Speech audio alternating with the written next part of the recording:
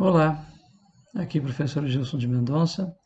Nessa segunda parte nós vamos dar continuidade ao estudo da fisiologia do sistema cardiocirculatório.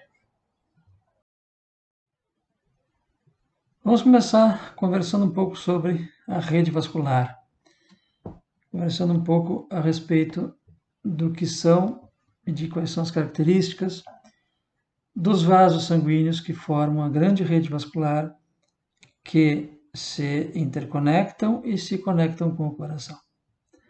Existe na nomenclatura dois termos que são os mais conhecidos, talvez, né, que a maior parte das pessoas, pelo menos, já ouviu falar, que são os termos artérias e veias. E o que caracteriza, como saber, o que determina se um vaso sanguíneo vai ser classificado ou denominado uma artéria ou uma veia. Normalmente as pessoas entendem que artérias conduzem sangue arterial e veias conduzem sangue venoso, e isso está correto. O sangue que circula pelas artérias é chamado de arterial e pelas veias venoso. Porém, as pessoas entendem, na maioria das vezes, que o sangue arterial é sangue rico em oxigênio e o sangue venoso é sangue pobre em oxigênio. E isto não é verdade. Nem sempre é assim. O que determina a nomenclatura, o que determina se o vaso sanguíneo será uma artéria ou será uma veia, não é o teor de oxigênio presente no sangue no seu interior. O que determina é o fluxo, o sentido do fluxo de sangue. As artérias são vasos que conduzem o sangue do coração para alguma parte do corpo. Ou seja, são vasos que partem do coração, levando o sangue do coração para o corpo. E as veias são vasos que conduzem sangue do corpo para o coração. Conduzem sangue vindo de alguma parte do corpo. Então,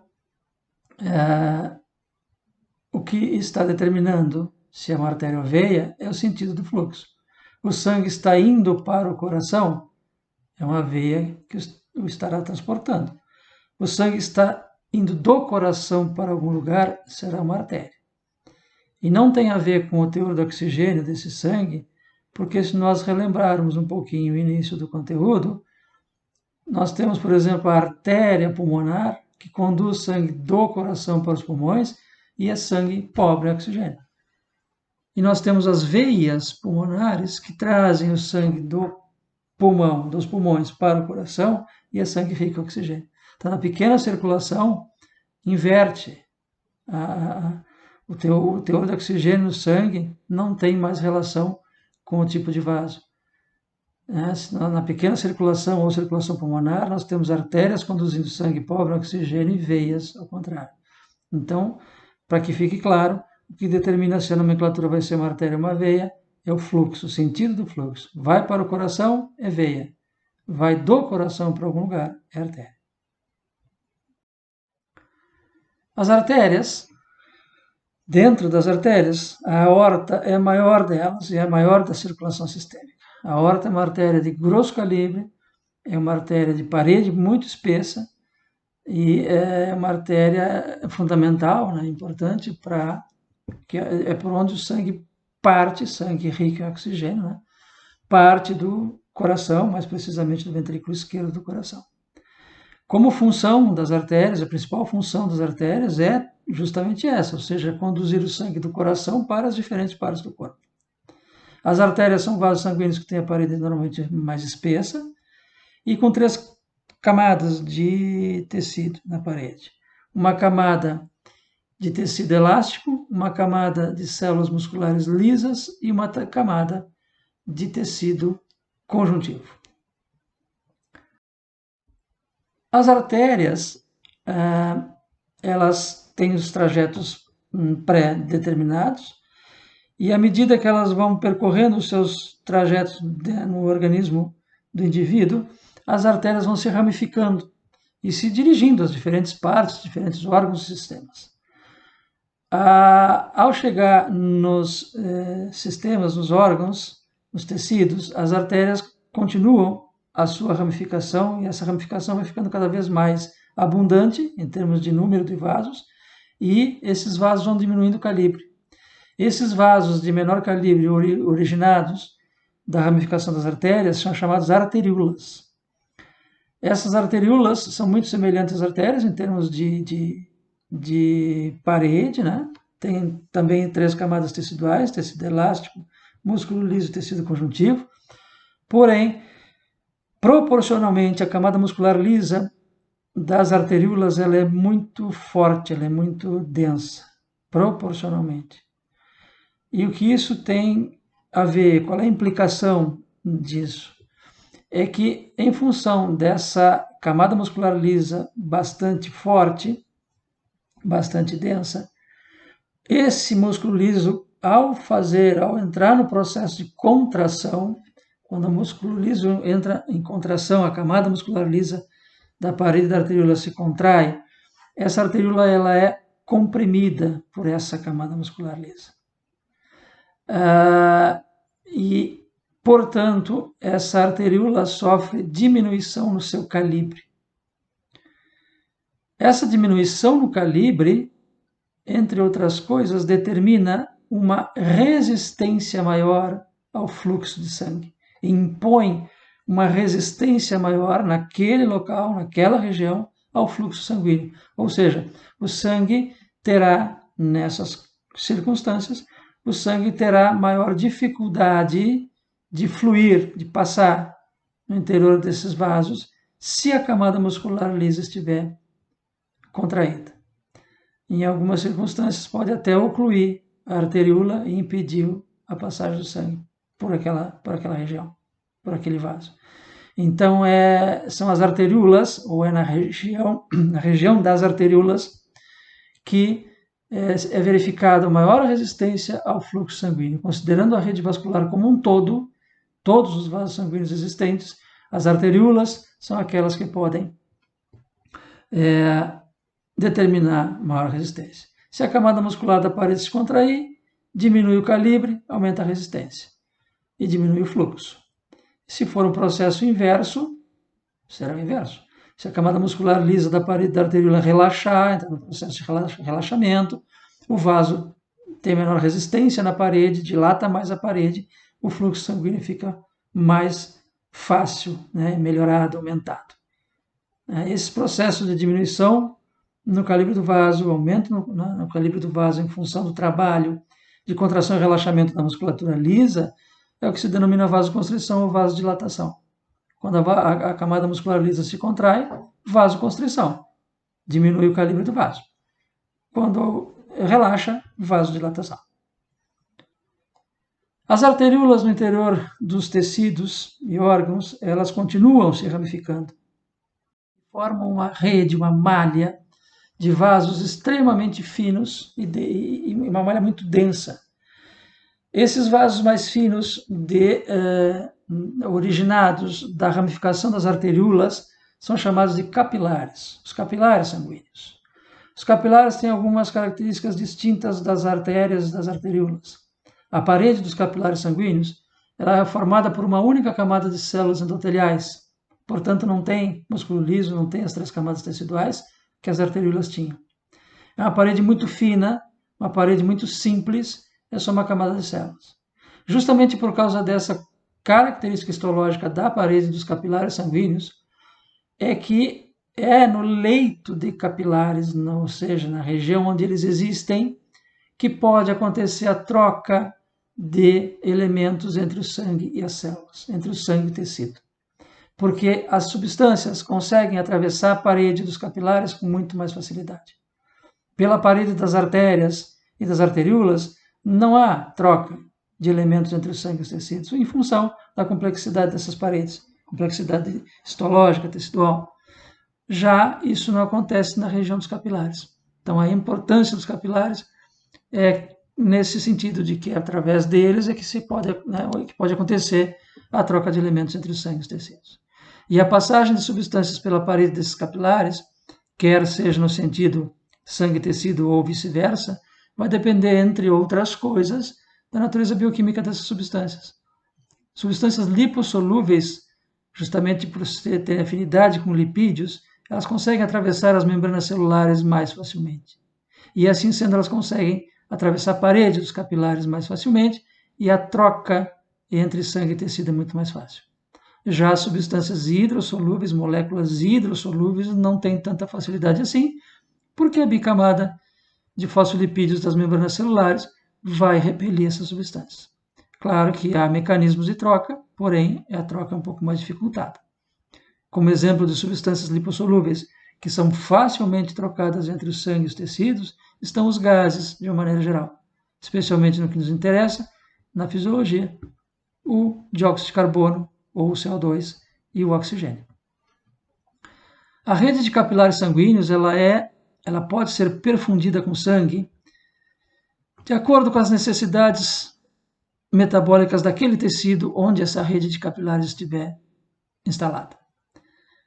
Então, o sangue ele pode fluir, ele pode preencher, ele pode ser aportado a uma determinada rede capilar em maior ou menor quantidade, dependendo da necessidade do tecido naquele momento. Por exemplo, durante exercício físico, a rede de capilares sanguíneos que abastece a musculatura estriadoesquelética, ela sofre naturalmente um processo de vasodilatação, não, ela sofre um processo de aumento na perfusão sanguínea, porque a musculatura estriadoesquelética vai ser exigida durante o exercício.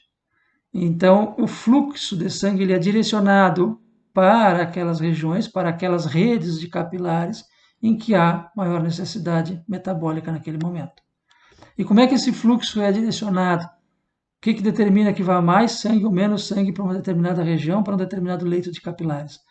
O que determina isso são justamente as arteríolas que precedem os capilares. Lembrando, os capilares são ramificações das arteríolas. Lembram que as arteríolas podem fazer vasoconstrição ou vasodilatação? Quando as arteríolas fazem vasodilatação, aquela rede de capilares que é originada dessas arteríolas que possam estar vasodilatadas, vai receber mais sangue. E em outra região, em contrapartida, uma outra rede de capilares sanguíneos pode ter o seu aporte de sangue diminuído, justamente porque as arteríolas que lhes dão origem sofrem um processo de vasoconstrição. Então, é justamente esse trabalho de vasodilatação e vasoconstrição da rede das arteríolas que determina o fluxo, o direcionamento do fluxo de sangue para as redes de capilares associadas ou que forem originadas delas. Bom, os capilares, então, se ramificam por todo o tecido, aportam, permitem a troca de substâncias entre células e sangue, e o sangue passa pelos capilares, e esses capilares, num determinado ponto, eles começam a se juntar, a se unir, se anastomosar, um processo de anastomose vascular, para formar vasos um pouquinho maiores, de maior calibre. Esses vasos de maior calibre, oriundos dos capilares, são denominados vênulas. E as vênulas, por sua vez, continuam se anastomosando, continuam se juntando para formar as grandes veias que vão drenar o sangue dos tecidos de volta ao coração. Então, as vênulas e veias têm também três camadas teciduais na parede, porém as veias elas têm menos tecido elástico na parede que as artérias. Fazendo um comparativo entre veias e artérias, a camada de tecido elástico é menor nas veias. Como tem menos tecido elástico, essa parede ela tem uma resistência menor ao volume de sangue. Então, as veias apresentam o que se chama capacitância maior em relação às artérias. Capacitância vem de capacidade, ou seja, capacidade que o vaso tem de abrigar uma quantidade, um volume de sangue maior ou menor. Como a capacitância das veias é maior, elas abrigam um volume de sangue maior. Na verdade, as veias contêm o maior percentual de sangue do organismo inteiro. Aí, em comparação com as artérias, obviamente. Essa relação é direta com a quantidade, com a densidade do tecido elástico da parede. O músculo liso presente na parede das veias também é igual ao das artérias, também tem inervação e as veias podem sofrer processo também, embora não tão intenso, mas pode sofrer processo também de vasodilatação ou vasoconstrição.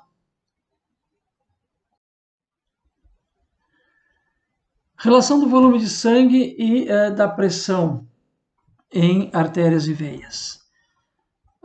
Nas artérias, o volume de sangue que circula proporcionalmente, comparativamente com as veias, tá? Nas artérias, o volume de sangue é menor e a pressão com que esse sangue circula e é submetido é maior. Já nas veias, acontece exatamente ao contrário. O volume de sangue é maior e a pressão é menor. Nós vamos falar de pressão arterial na sequência em outro material.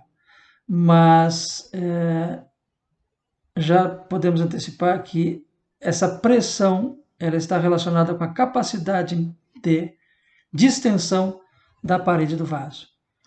Se o vaso tem uma capacidade de distensão maior, se a parede tem menos tecido elástico, no caso das veias, essa parede dilata com mais facilidade, a tendência da pressão é cair dentro do vaso. E vice-versa, né? As artérias, como tem mais tecido elástico, tem uma tensão maior na parede, tem uma resistência maior à passagem do sangue, consequentemente a pressão sobe. Eletrofisiologia cardíaca. No coração, como já citado em material anterior, os potenciais de ação são gerados no próprio nodo sinatrial, ou seja, no próprio órgão. E a partir do nodo sinatrial, esses potenciais de ação são conduzidos para todo o restante do miocárdio. Só que existe uma sequência específica de contração. À medida que os potenciais de ação vão sendo conduzidos, vão sendo propagados pelas diferentes partes das paredes do coração, das câmaras cardíacas, essas regiões vão sofrendo processo de contração. A musculatura vai se contraindo, à medida que o potencial de ação vai se propagando, vai determinando a contração. Processo muito semelhante ao que acontece no músculo esquelético. Porém, no coração existe uma sequência específica de contração. A contração acontece primeiro nos átrios, então a sístole atrial ela acontece primeiro no momento anterior, que antecede os ventrículos. Depois, a contração acontece no ápice dos ventrículos e finalmente na base dos ventrículos. E essa sequência específica de contração, ela está relacionada com aquelas regiões formadas pelas células condutoras e com a geração e propagação dos potenciais de ação. Na sequência, nós vamos tentar entender melhor isso. Propagação dos potenciais de ação, então, pelas paredes cardíacas. Como ilustrado anteriormente, os potenciais de ação são gerados numa região do átrio direito chamada nódo sinatrial. Relembrando que as células do nódo sinatrial são chamadas células marca-passo, são células que sofrem um processo de autodespolarização e não há interferência do sistema nervoso central nessa geração. Não há dependência do sistema nervoso central. A partir do nódo sinatrial, os potenciais de ação se propagam pelas paredes dos átrios no primeiro momento, pelas vias internodais. À medida que os potenciais de ação vão se propagando pela musculatura das paredes atriais, vai determinando, obviamente vai determinar a contração dessas paredes, a contração das câmaras, as sístoles atriais. Relembrando também que, em função da existência das ligações elétricas entre as células do miocárdio, essa propagação dos potenciais de ação ela é muito rápida e se dá de maneira muito uniforme. Bem, os potenciais de ação, eles tendem a se desencadear e propagar por toda a parede atrial e descer no sentido das câmaras ventriculares. Porém, os potenciais de ação que se propagam pelas paredes atriais não são transmitidos imediatamente, automaticamente para as paredes ventriculares. Por quê? Ou qual o motivo disso? Em primeiro lugar, porque existe uma certa quantidade de tecido fibroso, formando um anel de tecido fibroso na região das válvulas atrioventriculares. Essa camada de tecido fibroso impede que os potenciais de ação passem automaticamente para as paredes ventriculares. Então, isso determina um retardo na transmissão do potencial de ação. Em segundo lugar, é fundamental esse retardo, porque as câmaras atriais, enquanto uma faz o trabalho de sístole, a outra deve estar no movimento de diástole. Não pode acontecer de que as 4 câmaras cardíacas entrem em sístole ou em diástole ao mesmo tempo. Porque se isso acontecesse, impediria a passagem de sangue do átrio para o ventrículo, o que impediria a circulação sanguínea. Então, quando os átrios fazem as sístoles, se contraem, obrigatoriamente os ventrículos têm que estar em diástole, para as válvulas atrioventriculares poderem abrir, para que esse sangue possa ser ejetado do átrio para o ventrículo. E na sequência, né, quando os ventrículos fizerem a sístole, os átrios relaxam, fazem a diástole. Então é necessária essa sincronia de movimentos entre átrios e ventrículos para que nós tenhamos a circulação do sangue. Bem, mas os potenciais de ação precisam passar para a região ventricular, senão os ventrículos não vão se contrair, não vão fazer sístole. A porta de passagem, o meio ponto em que os potenciais de ação passam para a região ventricular é o nódo atrioventricular. Então, os potenciais de ação que se distribuíram no primeiro momento pela região atrial, eles são canalizados para o nódo atrioventricular. E as células condutoras que formam o nódo atrioventricular, elas têm uma outra característica importante, que é a condução lenta. Elas conduzem os potenciais de ação de forma mais lenta, proporcionalmente falando, em relação às demais regiões formadas por células condutoras. E isso contribui ainda mais para que os potenciais de ação sofram um retardo na passagem da região atrial para a região ventricular. Claro que esse retardo são alguns milissegundos, o que né, não é um tempo demasiado longo, mas em fisiologia, alguns milissegundos podem ser vitais. Esses potenciais de ação, então, canalizados para o nódo atrioventricular, sofrem uma lentificação e passam, através do nódo atrioventricular, para a próxima região formada de células condutoras, que são o feixe de His. Inicialmente, o feixe de His é o ramo comum, depois subdivide em His direito e esquerdo, e os potenciais de ação descem pelo septo interventricular, né, o tabique de musculatura que divide o ventrículo direito do esquerdo, descem pelo septo interventricular até o ápice do coração. Quando chegam no ápice do coração, esses potenciais de ação retornam pelas laterais das paredes ventriculares, pelas fibras de Purkinje, que são ramificações do feixe de His. Então, em função desse arranjo, dessa organização das vias condutoras, né, das células condutoras, em função dessa maneira pela qual os potenciais de ação são gerados e transmitidos no coração, é que nós temos o padrão de contração e relaxamento, sístoles e diástoles, acontecendo as sístoles inicialmente nos átrios e num segundo momento, um pouquinho mais tarde, nos ventrículos. E por isso que contrai o átrio, depois o ápice do ventrículo e finalmente a base do ventrículo, porque o potencial sobe pelas fibras de Purkinje. Graças a essa estrutura é que nós temos o padrão de sístole e diástole característico do coração e que permite o funcionamento adequado desse órgão, que permite a circulação do sangue. Algumas características dos potenciais de ação nos átrios, nos ventrículos e no sistema de Purkinje. O íon responsável pela despolarização das células nessas regiões é o sódio, a semelhança de várias outras células estáveis do organismo.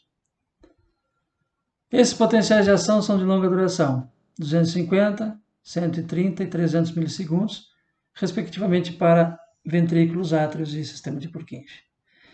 Isso faz com que os períodos refratários sejam proporcionalmente mais longos também. Os potenciais de repouso são mais estáveis nessas células e elas apresentam uma característica denominada platô. O que é platô? Platô é um período sustentado de despolarização. Ou seja, a célula sofre a despolarização, atinge o limiar, desencadeia o potencial de ação e começa a repolarizar, imediatamente como normalmente aconteceria. Só que nessas células, a repolarização ela é interrompida no começo. E a célula permanece um período maior de tempo despolarizado. Na sequência, nós vamos ver a importância disso. Nas células do nódo sinoatrial, algumas coisinhas são diferentes. Primeiro, o íon responsável pela despolarização deixa de ser o sódio e passa a ser o cálcio. É o influxo de íons cálcio e a liberação de cálcio no citoplasma dessas células que faz com que elas se autodespolarizem. Essas células têm automaticidade, ou seja, não têm aferência neural, não necessitam de um comando, de um potencial de ação que venha do sistema nervoso central. Potencial de repouso é instável, então elas podem despolarizar rapidamente após um potencial, despolarizar de novo, né? E elas não têm platô, aquele período que fica despolarizado, não nas células, nas demais células, como citado no slide anterior, aqui não acontece. Aqui é um breve, né, para demonstrar o tipo de potencial de ação nessas células, nos ventrículos, nos átrios e no nódulo sinoatrial.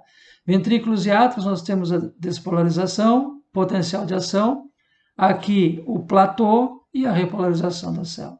Aqui no ventrículo, no átrio, desenho muito semelhante. Né? Despolariza, entra sódio, atinge limiar, potencial de ação, começa a repolarizar, fica, né, um certo tempo, tem um platô aqui para depois finalmente repolarizar. No nódulo sinoatrial nós não temos o platô. Tá? Nós temos uma despolarização inicial, que é mais lenta, aqui nessas células a despolarização é rápida. Uma despolarização inicial lenta até atingir o limiar, e então finalmente o potencial de ação, e a repolarização ela é imediata. Então aqui a fase 2, que é o platô, não existe nas células do nódulo sinoatrial. Aqui para ilustrar o que é o platô e a importância do platô. Platô é esse período aqui, esse espaço de tempo aqui. Né? A célula estava em repouso, entrou aqui embaixo, aqui nós temos o desenho, o traçado do potencial de membrana, e aqui embaixo nós temos a corrente de íons, né? O influxo de íons do líquido extracelular para o líquido intracelular. Então nós temos o influxo de sódio e a despolarização da célula com a entrada das cargas positivas do sódio. Atingiu o limiar, potencial de ação, começou a repolarizar, parou. Aqui nós temos o platô. Isso aqui é o platô. Para finalmente repolarizar e voltar ao repouso. Bom, qual é a importância do platô, desse período de despolarização que permanece? Na membrana das células do miocárdio, nos átrios, ventrículos e Purkinje, existem canais de cálcio chamados canais de cálcio tipo L. L vem de lento. Esses canais eles abrem e permitem o ingresso de íons cálcio na célula, só que o seu funcionamento ele é mais lento do que normal. Esses canais, portanto, para que possam abrir de maneira eficaz e permitir um influxo de cálcio de maneira adequada, eles precisam que a despolarização se mantenha por mais tempo, porque eles são voltagem dependentes. Se a célula repolarizar imediatamente após o potencial de ação, não dará tempo para esses canais se manterem abertos e o cálcio ingressar. E isso vai comprometer a contração do miocárdio.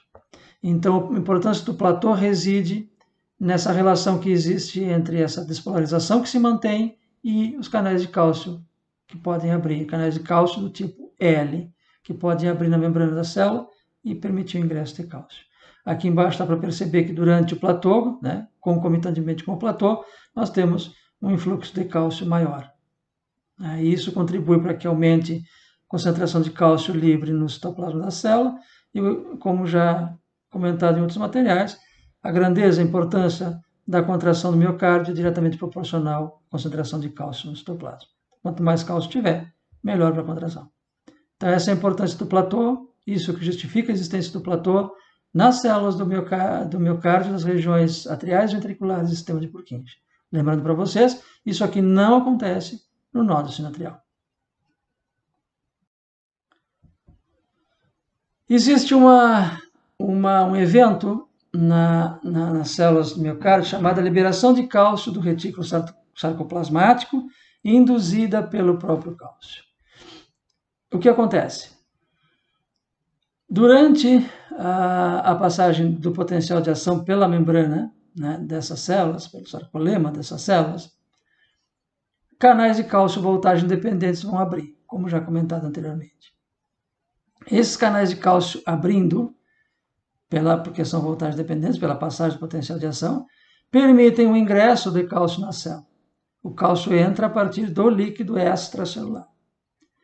Uma parte dos íons cálcio que penetra na célula miocárdica durante a abertura desses canais de cálcio voltagem dependentes, Uma parte desse cálcio já deverá ser utilizada diretamente lá nos miofilamentos, né, para possibilitar todo aquele processo de acoplamento, excitação, contração, ligação do cálcio nas proteínas contráteis, enfim, que é semelhante ao que acontece no músculo estriado esquelético. Então, a parte desse cálcio é utilizada nesse processo. Uma outra parte do cálcio, um outro percentual de íons cálcio, se liga a receptores existentes na membrana dos retículos sarcoplasmáticos das células miocárdicas. Isso aqui representa um retículo sarcoplasmático da célula do miocárdio. O que nós temos aqui dentro? Cálcio. Esses receptores que existem na membrana dos retículos sarcoplasmáticos, mais precisamente nos sacos laterais dos retículos, são receptores ligante dependentes e constituem, na verdade, canais de cálcio. Eles estão normalmente fechados, só que eles são ligante dependentes. O ligante, que nesse caso permitirá a abertura desses canais, é o próprio cálcio. Então, uma parte do cálcio que ingressou de fora da célula se liga a esses receptores, promove a abertura dos seus canais e o cálcio que estava aprisionado em grande concentração dentro do retículo sarcoplasmático vaza para o espaço intracelular e contribui assim para aumentar ainda mais a concentração de cálcio e para que nós tenhamos finalmente uma contração efetiva da célula miocárdica. Claro que concomitantemente com isso existem bombas de cálcio na membrana dos retículos que vão drenar de novo esse cálcio, o excesso de cálcio para dentro da célula, ou bombas de cálcio na membrana da célula, o sarcolema, que vão drenar o cálcio para fora. Né? Drenar o excesso de cálcio para que a célula, num processo subsequente, possa relaxar. Mas esse processo em que parte do cálcio que ingressa do líquido extracelular por canais de cálcio voltagem dependentes e se liga a receptores de cálcio no retículo sarcoplasmático é o que se denomina liberação de cálcio do retículo sarcoplasmático induzida pelo próprio cálcio. E é um mecanismo fundamental para contribuir com o aumento da concentração intracelular de cálcio livre e contribuir com a contração do miocárdio.